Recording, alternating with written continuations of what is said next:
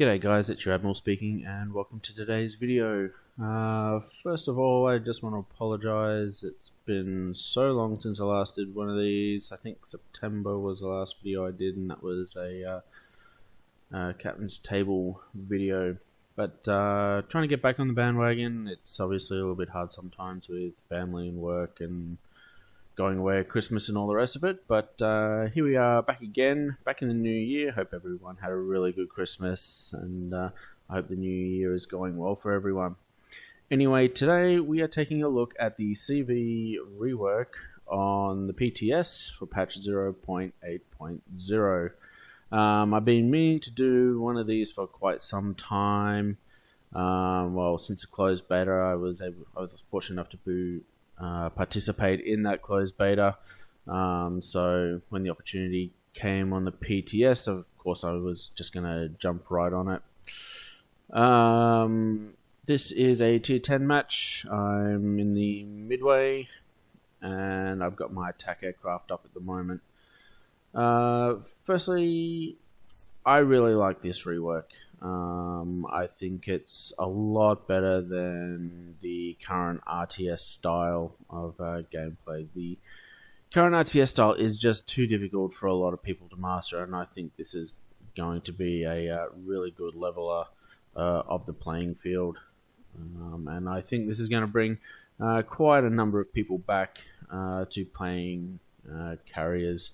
Which is ultimately what Wargaming want. That's what they want. They want more people playing carriers.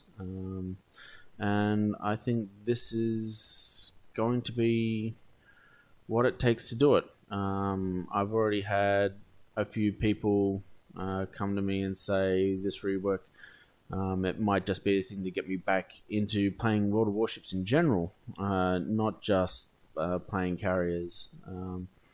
And my personal opinion, I think it looks pretty good. I've been pretty impressed with what's been done so far. There's obviously still a long way to go. People have gripes about a number of things, but people are always going to gripe no matter what you do. There's always going to be those that complain, and there's always going to be those that love it. Myself, yep, I'm certainly one of the ones on the carrier bandwagon with this rework.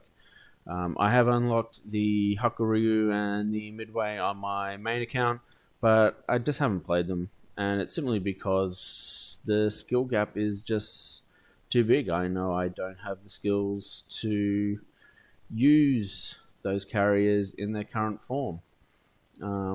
But this form, through the rework, however, is a completely different story. So this game, as I said before, tier 10 game, I am using the Midway. You probably saw that last squadron was an attack squadron using missiles, very good against destroyers. Now with the Americans you get a choice of heavy missiles or light missiles, but it's very good for harassing, very good at resetting caps.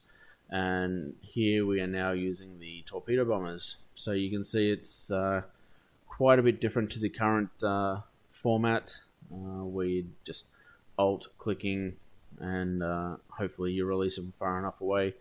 The torpedoes still have an arming time on here, so you need to make sure you either get the torpedoes away in time. You can see that dark yellow patch, that's the arming section, and the green patch beyond that is where the torpedoes obviously arm, and you see you want to be dropping before you get to the dark yellow section, otherwise the torpedoes just aren't going to arm in time. So throughout this testing process, both in the closed beta and on the PTS, I've been looking at both the IJN and the USN carriers.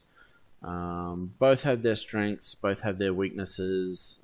With the American dual torpedoes, shallow water, so they can hit anything. Your dive bombers are HE, so they can set fire to various ships. So it's very good for getting dot damage.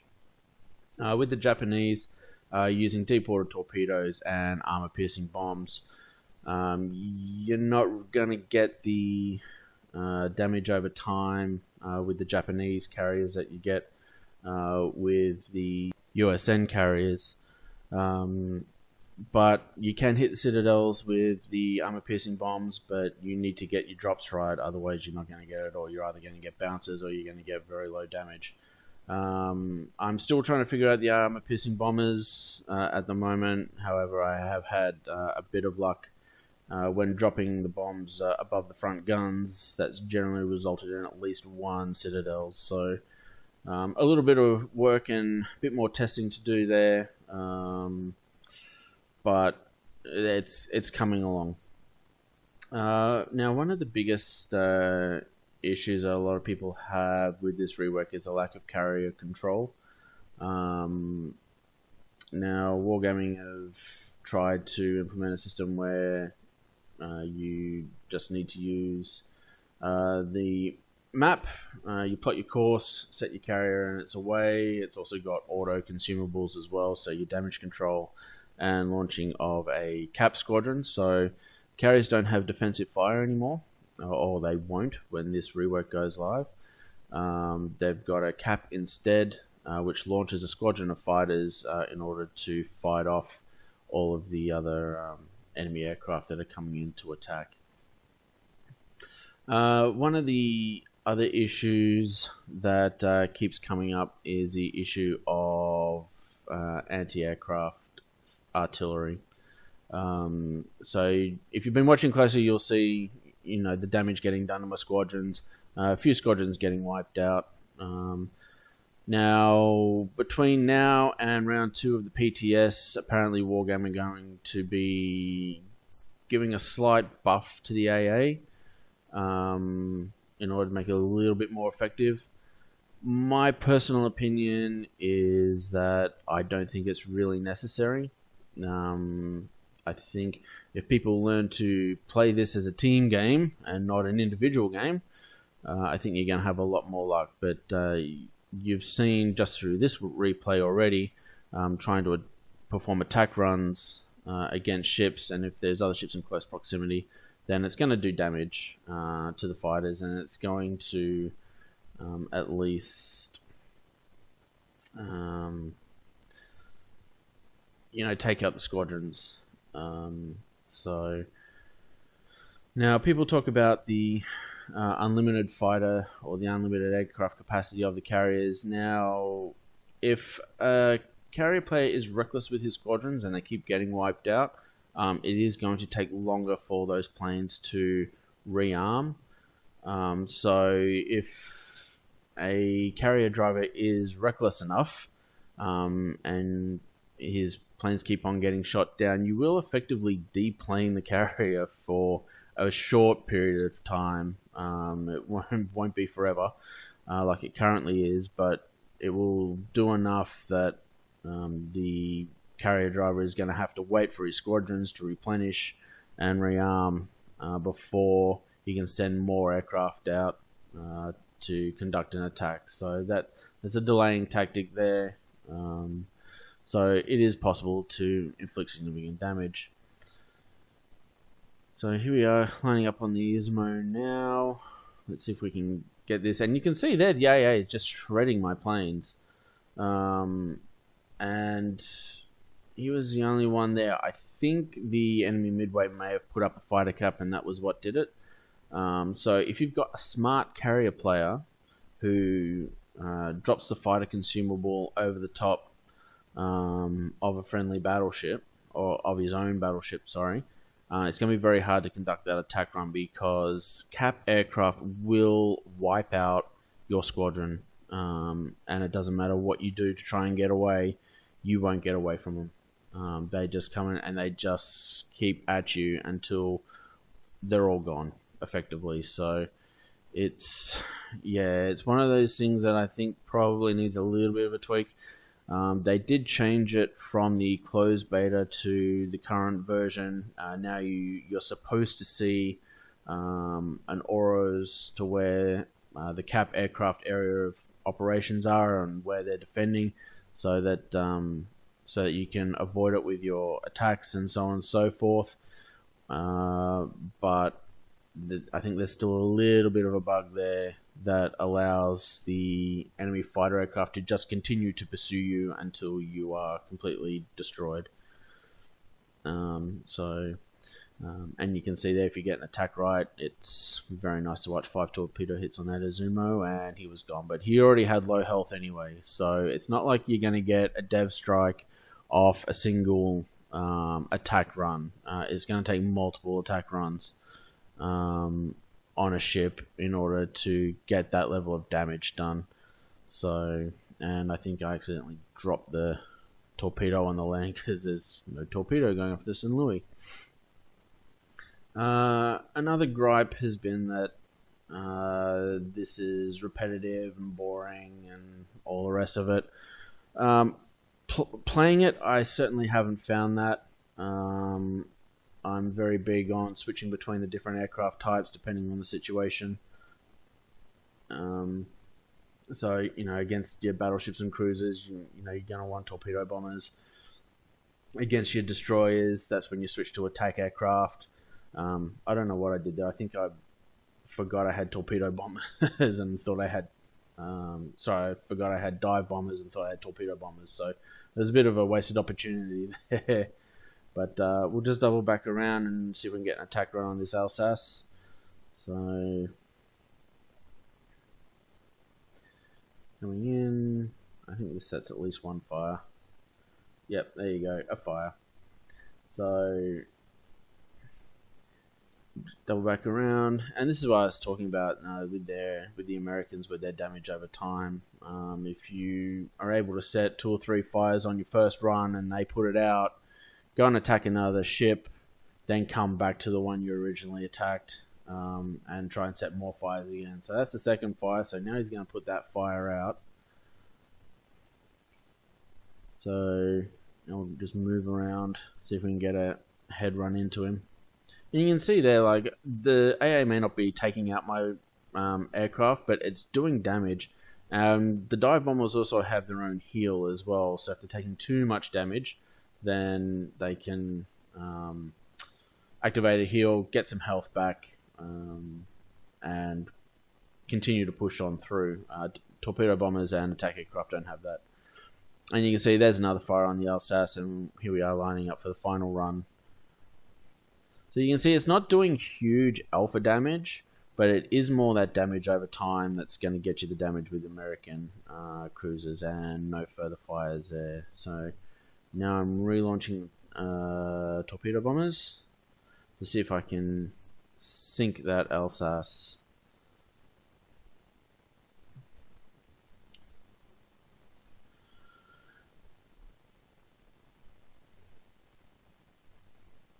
We'll just continue to go in. You can see the consumables down the bottom too. So you've got an engine boost under R, and you can also summon a fighter squadron to either defend an area or intercept enemy bombers, or you launch them over your own friendly battleships in order to provide that extra cover. You can even launch it over your own carrier if you want, for extra protection. If your carrier's already launched their fighter aircraft and you're already back in the carrier, launch another one and then pop the fighter straight away, and it just adds that extra layer of cover. Because one thing I have noticed is that there seems to be quite a bit of carrier sniping going on, especially during the closed beta, and I haven't seen it quite so much on the PTS, but certainly during the closed beta there was quite a lot of carrier sniping going on. So I think that's probably one thing that's going to become a little bit more prevalent. You can see there the enemy fighters. He's probably going to come around now and try and wipe out my squadron. You can see there I'm just losing planes. It's only a matter of time before these two go. I don't even think I'm going to get another attack. Yep, there goes one, and here goes the other one. Yep, there she goes. So you have to remember too that on the PTS this game is against bots as well. So the enemy ships aren't using camouflage. They aren't using premium consumables. They don't think like a standard player does. So the damage I'm dealing at the moment is probably indicative of the fact that they're bots. If they're actual people controlling them, I probably wouldn't get as much damage as what I'm managing to get at this point. So the only other human players in this game was the enemy Midway, enemy Jutland, and a friendly Rune. It was always going to be whose bots were better, in other words. So, and yeah, one of the things I like about the dive bombs is that you can pretty much attack a battleship from any angle too. You don't have to be lined up. I mean, you can do that already, but it's nice to be able to get that top-down view like that directly on top and put your bombs exactly where you want them to go. That's always a nice thing to have as well. So you can see there the AA is just going crazy. I'm still taking damage there. I've just lost a plane. And let's see if we can get a fire here. Yep, got a fire there. Now, meanwhile, I've managed to cap Charlie. Who'd have thought, an aircraft carrier capping. And yeah, you can see there the enemy fighters over the aircraft carrier. So I'm going to go in here, launch my own set of fighters to try and remove his along with my own anti-aircraft artillery on board the carrier. And that should keep the enemy CV busy for a little while. So I think we've only got a Nismo left on our side. And I don't think he's going to last much longer. Another attack on the St. Louis. So, yeah, there we go, another fire. That may have been a Citadel had I been using IGN. Now this is where I kind of make a bit of a misplay. For some reason I launched my attack aircraft again and not my torpedo bombers. I think I was just trying to get fire and dot damage on that St. Louis without sort of really thinking about it. So this is where you really need to think about what strategies you got in place and sort of what the situation is and where the aircraft and the enemy ships are at the same time. Yeah, getting damage, but no fires. So the rocket aircraft, they have very low, a rather low fire chance, but the larger missile aircraft, they do a lot of damage against destroyers. So that's always quite nice if you're trying to reset a cap or if you're trying to spot. The spotting range isn't huge. As you probably saw when we first spotted that first destroyer, it was we were pretty much right on top of it before we saw it, so yeah, I wouldn't worry too much about that. But anyway, that's the end of the game. It was a loss, but I wanted to showcase it to you just to show you, I guess, what the game looked like and what these new aircraft carriers really are capable of more than anything else.